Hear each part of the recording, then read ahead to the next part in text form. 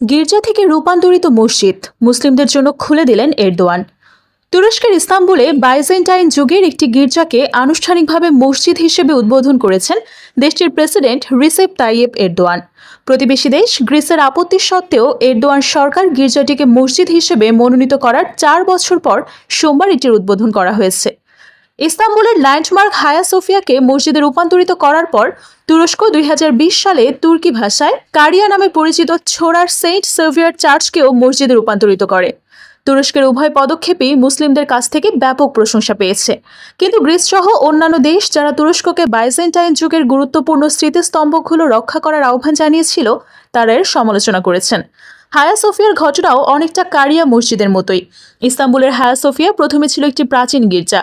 ভবনটিকে মসজিদ, তারপর জাদুঘর এবং তারপর আবার মসজিদে রূপান্তরিত করা হয়। আর স্থানীয় সময় সোমবার তুরস্কের রাজধানী আঙ্কারায় প্রেসিডেন্ট প্রাসাদে এক অনুষ্ঠানে মুসলিমদের জন্য কারিয়া মসজিদ আনুষ্ঠানিকভাবে খুলে দিয়েছেন এরদোয়ান।